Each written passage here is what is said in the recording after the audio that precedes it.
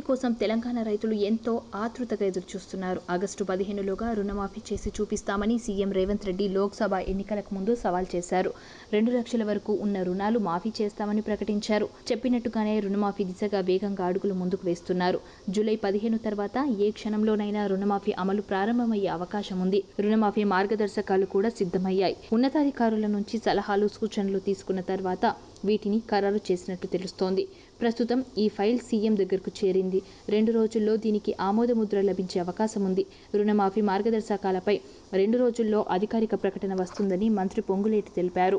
August 15లోగా ఖచ్చితంగా రుణమాఫీ పూర్తి చేస్తామని ఆయన స్పష్టం చేశారు.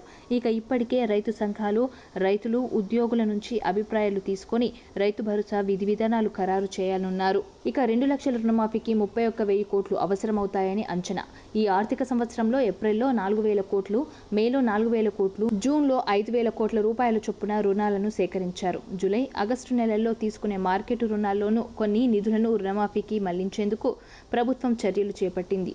జూలైలో 6,500 కోట్లు, ఆగస్టు నెలలో 5,000 కోట్లు రుణం తీసుకోవాలని భావిస్తోంది.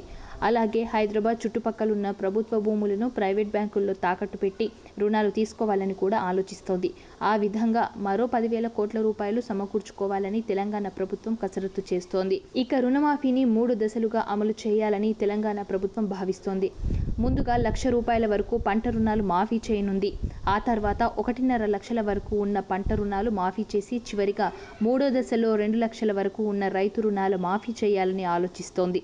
ఇలా చేస్తే నిధుల సమీకరణకు కూడా సమయం ఉంటుందనేది ప్రభుత్వ యోచన. అయితే 3 విడతల్లో రుణమాఫీ చేసినా మొత్తం ప్రక్రియ రోజుల వ్యవధిలోనే పూర్తి చేయాలని లక్ష్యంగా పెట్టుకుంది. 2 రోజుల్లో దీనిపై స్పష్టత రానుంది.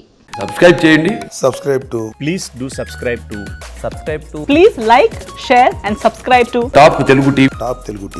Top Telugu TV.